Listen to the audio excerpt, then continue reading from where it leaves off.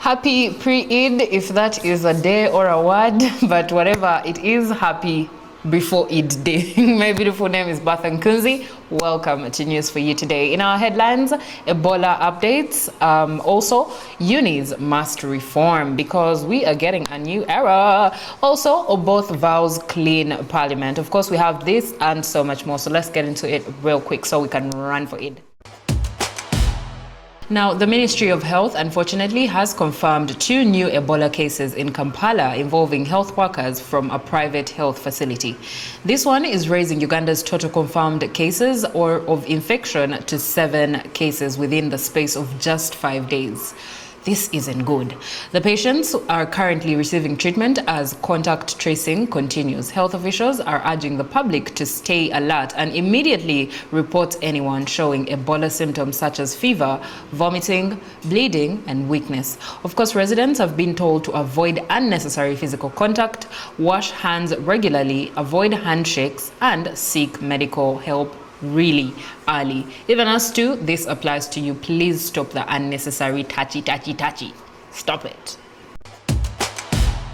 Ugandan universities are facing increasing pressure to shift from theory-based teaching to practical skills, something that should have been done a long time ago.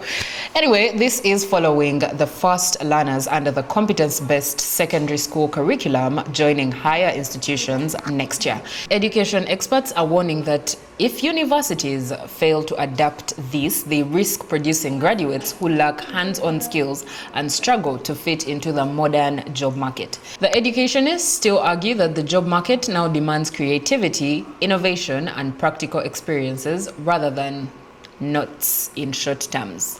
And they're calling for urgent curriculum reforms to prepare the students for employment, entrepreneurship, and the real practical world. In today's world, I really believe it's actually practical.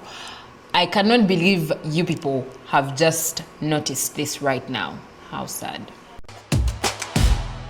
Honorable Jacob Oboth Oboth has pledged to lead a corruption-free and people-centered parliament as he officially assumed office, replacing Honorable Anita Among. In his maiden speech, he promised stronger accountability, transparency, and tighter oversight of government programs. He also warned against budget manipulation and criticized spending public funds before parliamentary approval. The Speaker also pledged to empower parliamentary committees to improve service delivery and ensure value for taxpayers' money as Parliament faces growing public scrutiny over corruption allegations. I really do hope he is able to bring a change to the 12th Parliament. Fans of Arsenal Football Club in Uganda have called on the club to include Uganda on its next pre-season tour following the team's Premier League triumph. Professor Lawrence Muganga said that Ugandan fans deserve recognition for their long-term support, and celebrations erupted across Jinja, Kampala, and Hoima as supporters marked Arsenal's first league title in 22 years. Media personality Jacob Akujizibwe, also known as DJ Jacob Omtuze, cleaned Victoria University after losing a bet to Professor Lawrence Muganga. And my thing is, honestly, if they do not include Ugandans in that tour, especially Judge Gays, they love Arsenal. Guys, please involve me in your Eid plans. I promise to behave and I promise not to eat beyond my limit. Catch you guys tomorrow. Happy Eid.